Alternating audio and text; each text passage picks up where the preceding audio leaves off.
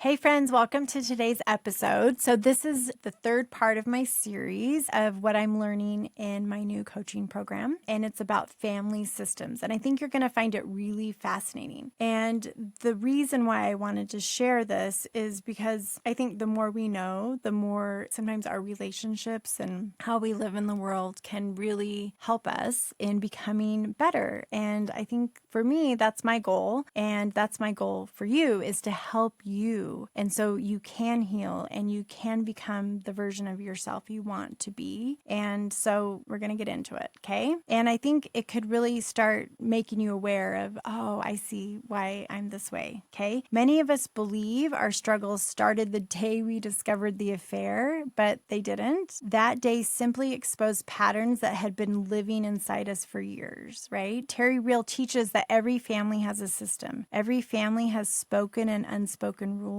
Children learn how to survive inside that system. The problem is the role that protected you as a child may be hurting your relationships as an adult. So I really want you to be curious, okay? This isn't about blaming your parents. Most parents were simply doing the best they could with what they knew. This is about awareness, because awareness is the first step towards healing, which I just mentioned, but I want to say that again because it's so true. And I think for me, I was raised by boomer parents, and I think they did their best, right? But they didn't even have the internet. They had encyclopedias, probably, right? Like I remember buying a set of encyclopedias. If you had a set of encyclopedias, that was a big deal. And so that's where they got their information, or maybe some TV shows. I don't know. But there just weren't a lot of resources out there. And I think some of the books they had were nowadays would be considered like really bad. And so they were doing our best, just like you and I are doing our best raising our own children. But I do believe when we know more, we can do better. And for me, I really feel a responsibility. I want to change the dynamics of what I learned that wasn't maybe great, so I can be better for my own children and for my future grandchildren, right? So I'm going to explain the family systems. So children don't choose these roles, right? We do as parents, and parents really suck sometimes. I know none of us are perfect, and we're all just trying our best. So look at this from a lot of compassion. So every child asks one question: what do I have to become to belong here? And I think we don't do this consciously, right? So there are some kids, and you can think of your own family. I have to be perfect. I have to disappear. I have to make everyone laugh. I have to take the blame. These roles become automatic. Then we become adults and we keep playing the same role even though we're no longer in our childhood home. And I think a lot of times if you've done any inner child work or have heard of that term, it's really reparenting the younger version of you, which I think is such beautiful work. It's really helpful because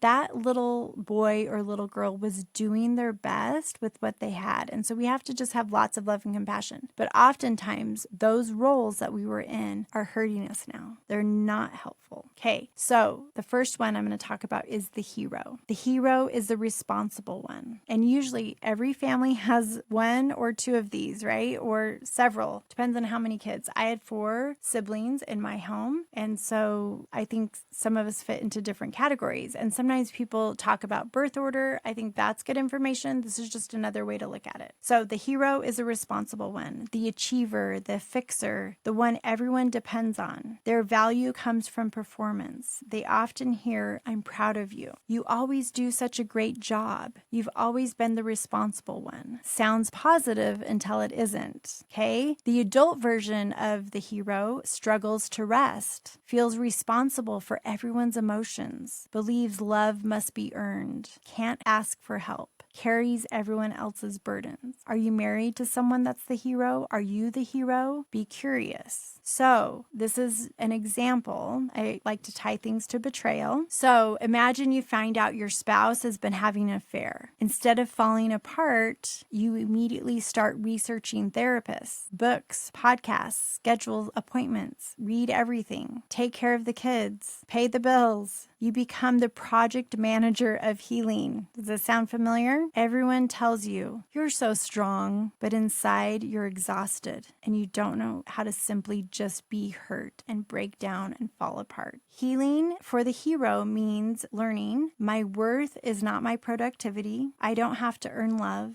I don't have to save everyone. And it's okay if someone rescues me sometimes. So this is the work for the hero to do. And just simply, I just want you to be curious and recognize which one of these sounds like you. Number 2, the scapegoat. The scapegoat becomes the identified problem in the family. Whenever something goes wrong, it's somehow their fault. They're labeled, they're too emotional, they're too difficult, they're too sensitive, they're too rebellious. As an adult, this will look like they expect criticism. They become defensive quickly. You feel misunderstood. Sometimes they self-sabotage because they already expect rejection. So let me reject me ahead of time. Does this sound familiar? So an example, if a scapegoat had an affair or experienced betrayal, after discovering infidelity, the cheating spouse says, if you had trusted me, if you weren't so controlling, you pushed me away. And the betrayed spouse immediately believes it. Maybe it really is all my fault because that's the role they've always played. So can you see both sides of this? Or they might become angry before anyone can hurt them. They attack first. I think this happens a lot. Healing looks like separating facts from identity. I made mistakes is very different than I am the problem. Can you see the difference? Number 3, the lost child. This role often breaks my heart. The lost child survives by disappearing. No conflict, no needs, no attention, stays quiet, stays small, don't make life harder. The adult version of this lost child is difficulty expressing needs, avoids conflict, feels invisible, says, I'm fine, even when they're falling apart, often emotionally lonely. Are you married to someone like this? Are you like this? Just be curious. If betrayal happens with a lost child, after discovering the affair, people ask, how are you doing? I'm okay. No, really, I'm fine. Inside, they're devastated, but asking for help feels uncomfortable, so they isolate. Healing means learning my needs matter. My voice matters. People cannot support needs they never hear. The last one, the mascot. The mascot uses humor, charm, entertainment, optimism. If everyone laughs, maybe nobody notices the pain I'm in. The adult version of this makes jokes during difficult conversations, changes the subject, uses positivity to avoid vulnerability. Everyone thinks they're fun. Few people know how deeply they hurt. Betrayal sounds like,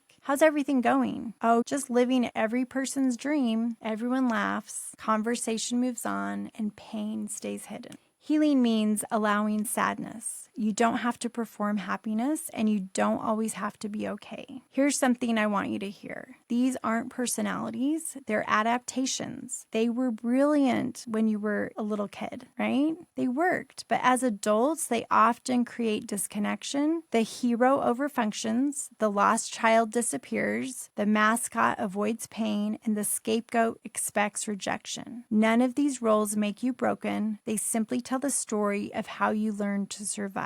So identifying them will be so helpful on your healing journey, and they will be even more helpful if you're choosing to reconcile in your marriage. So questions I want you to ask yourself. Which role sounds most like me? Which one shows up when I'm stressed? Which one shows up in my marriage? What did this role protect me from? And is it still serving me today? And I'm guessing oftentimes it is not serving you anymore. You are older, a more wise version of yourself. You don't have to live in survival anymore. You can grow up and bring on your CEO brain or your wise human brain and be different. Choose healing. The beautiful thing about awareness is that you are not your role. You can learn to ask for help. You are so much more than just a survival strategy. You can learn to rest. You can learn to speak up. You can learn to be vulnerable. You can stop trying to earn love and start believing you are already worthy of it. The goal isn't to become a different person. The goal is to become your authentic self instead of your survival self. So can you hear the difference? Can you imagine what that would feel like and look like? That's what healing is. It's not becoming someone new. It's finally becoming who you've always been underneath the role that somehow in our family systems that was created for us. But we can let that go. If today's episode resonated with you, I'd encourage you to spend more time journaling about the role you learned growing up. Awareness creates choice, and choice creates change. If you're struggling after betrayal and you're realizing these old family patterns are still shaping your relationships today, I'd love to help. Schedule a free coaching call. And on a side note, just so you know, I've created a beta course to help couples. So if you are a husband and wife that really want to rebuild your marriage after betrayal, please schedule a call with me. I'm only accepting 5 couples into my beta program. And as I'm learning and in my new training certification, I'm going to be teaching you along so I can learn better. We do better when we can teach what we're learning to other people, and I can help you. I already work with a lot of people individually, so I'll still be working with you both individually, but then also as a couple. And I know this could really help you in your healing journey. So if you're interested, if it just seems interesting, reach out because I only have a few spots for my beta program that I'll be offering. Anyways, have a beautiful day. I'm so glad you're here. I hope you enjoyed this 3-part series. Make sure if you didn't catch the last 2, you go back and listen to them. And just remember, you're going to be okay and you can totally figure this out. Have a great day, and I'll talk to you next week.